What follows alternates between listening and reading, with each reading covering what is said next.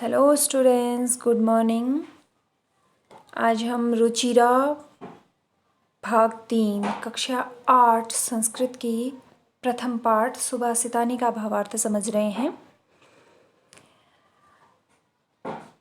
गुणा गुणगेषु गुणा भवन्ति ते निर्गुणं प्राप्य भवन्ति दोषा शुष्वाधुतोया प्रभवन्ति नद्यः समुद्रम आशाद्य भवन्त्य पेया।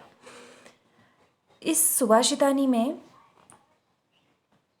बताया गया है कि गुणा गुणगेषु गुणा भवन्ति। गुणा गुणगेषु मतलब गुणियों में, गुणा मतलब गुण, भवन्ति होते हैं, गुण गुणियों में गुण होते हैं।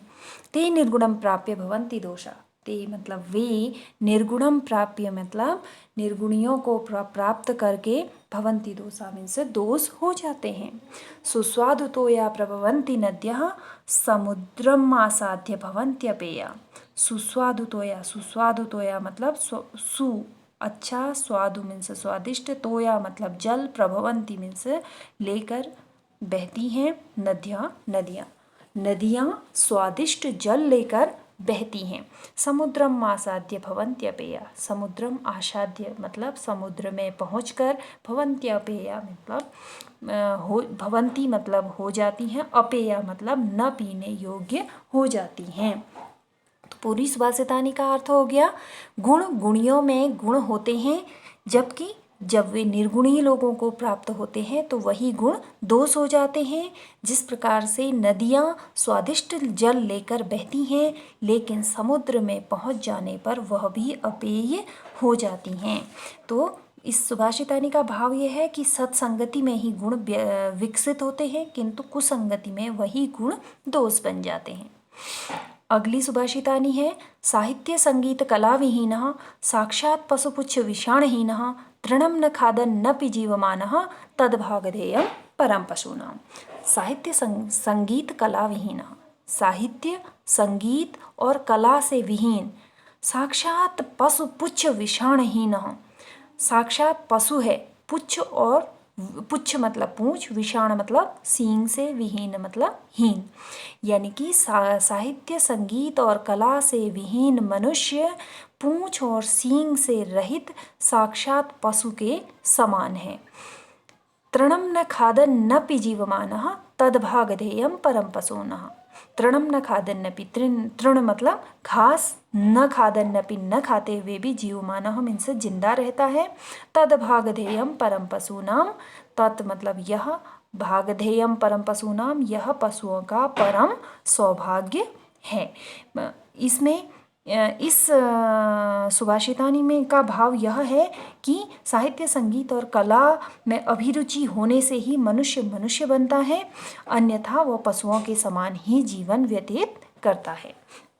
अगली सुभाषितानी है, लुब्धस्य नश्यति यशः पिशुनस्य मैत्री नष्टक्रियस्य कुलम अर्थपरस्य धर्मः विद्याफलं यस्निनः कृपणस्य सौख्यं राज्यप्रमत्तसचिवस्य नराधिपस्य।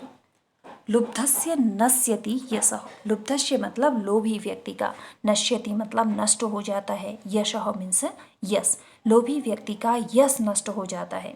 पिशुनस्य मैत्री, पिशुनस्य मतलब चुगली करने वाला, चुगली करने वाले की मैत्री मतलब मित्रता नष्ट हो जाती है।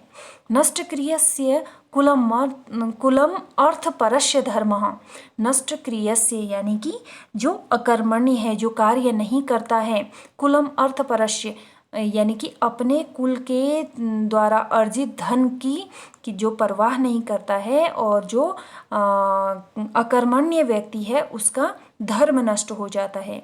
विद्याफलं यस्नेनः कृपणस्य सौख्यम, विद्याफलम व्यसनिनः यानी कि विद्याफल, व्यसनिनः मतलब व्यसनी व्यक्ति का, यानी कि बुरी लत वाले व्यक्ति का विद्याफल नष्ट हो जाता है। कृपणस्य सौख्यम, कृपणस्य, कृपण कहा जाता है कंजूस व्यक्ति को, और कंजूस व्यक्ति का सुख नष्ट हो जाता है। राज्य प्रमत्त सचिवस्य नराधिपस्य, राज्य में प्रमत्त सजीव जो होते हैं, जो प्रमाद में रहने वाले जो सचिव होते हैं, ऐसे सचिव मतलब जो मंत्री होते हैं, ऐसा राज्य जिसके मंत्री क्या रहते हैं, प्रमाद में रहते हैं, अकर्मण्य होते हैं, ऐसे राजा का राज्य नष्ट हो जाता है।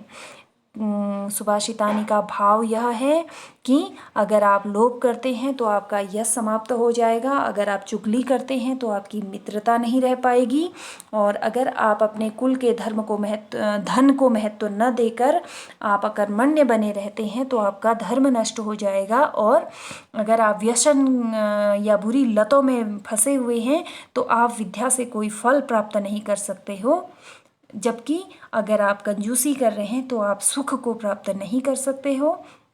और ऐसा राजा जिसके मंत्री प्रमाद में रहते हैं, कार्य नहीं करते हैं, ऐसे मंत्री व युक्त राजा का राज्य नष्ट हो जाता है। अगला सुभाषितानी है, पीत्वा रसम तु कटुकम मधुरम समानम माधुर्यमेव जनयेन मधुमक्षिकासो संततस्थैव सम सज्जन दुर्जनानां श्रुत्वा वचः मधुर सूक्त रसम सृजन्ति। सुभाषितानी में कहा गया है, पीत्वा मतलब पीकर, रसम मीन्स रस, तो कटुकम मधुरम समानम, यानी कि कटुक मतलब कड़वा, मधुर मीठा, समानम समान रूप से, कड़वा और मीठा रस समान रूप से पीकर, माधुर्यम एव जनयेन मधुमक्षिकासो, माधुर्यम मतलब मीठा, एव मतलब ही, जनयेन मीन्स जनती हैं, पैदा करती हैं, मधुमक्षिकासो मतलब मधुमक्खियाँ। तात्पर्य है जिस प्रकार मधुमक्खियाँ मीठा और कड़वा रस समान रूप से पीकर मीठा ही पैदा करती हैं, संततस्थैव सम सज्जन दुर्जनानां श्रुत्वा वचः मधुर सूक्त रसम सृजन्ति, उसी प्रकार सज्जन व्यक्ति भी समान रूप से सम सज्जन दुर्जनानाम यानी कि समान रूप से सज्जन दुर्जन दोनों के श्रुत्वा वचः मतलब वचनों को सुनकर मधुर सूक्त रसम सृजन्ति केवल मधुर सूक्ति रूपी रस को ही सृजन्ति मतलब निर्माण करते हैं। यानी कि इस सुभाषितानी का भाव यह है कि जिस प्रकार मधुमक्खी मीठा और कड़वा रस पीकर समान रूप से पीकर मीठा ही पैदा करती है, उसी प्रकार सज्जन व्यक्ति भी सज्जन और दुर्जन दोनों के वचनों को शांतिपूर्वक या समान रूप से सुनकर केवल मधुर सूक्ति रसों का ही निर्माण करते हैं।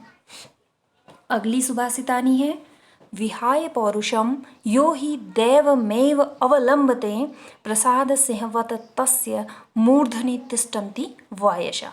विहाय मतलब होता है छोड़कर, पौरुषम मतलब पुरुषार्थ को, यो ही जो व्यक्ति दैवमेव अवलंबते, दैवमेवावलंबते, इसका संधि विच्छेद करेंगे तो दैवम एव अवलंबते, दैवम मतलब भाग्य को, एव मतलब ही, अवलंबते मतलब सहारा लेता है या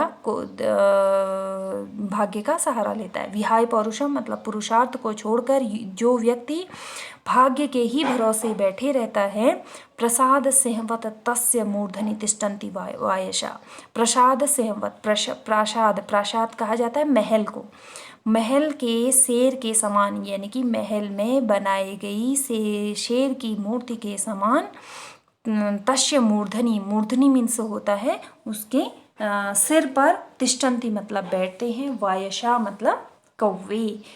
कहने का तात्पर्य यह है कि पुरुषार्थ को छोड़कर जो व्यक्ति केवल भाग्य के भरोसे रहता है वह उसी समान है जैसे महल के सामने बनी हुई शेर की मूर्ति होती है और कौवे उसके सर पर बैठते हैं।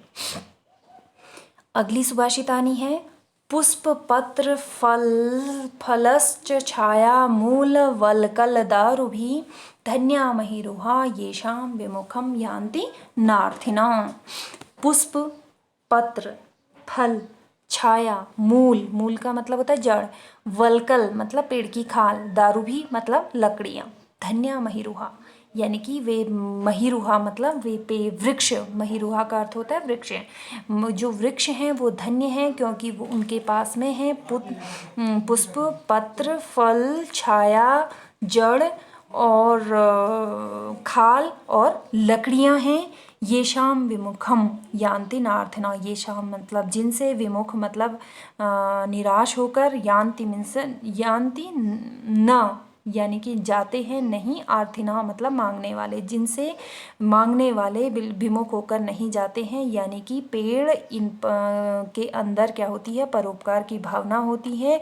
ये अपने पत्र, पुष्प, फल, छाया, जड़, पेड़ की खाल और लकड़ियों से अन्य जीवों के प्रति परोपकार करते हैं। चिंतनीया हि विपदाम आदावेव प्रतिक्रिया न कूप खननम युक्तम प्रदीप्ते वहनिना ग्रहे।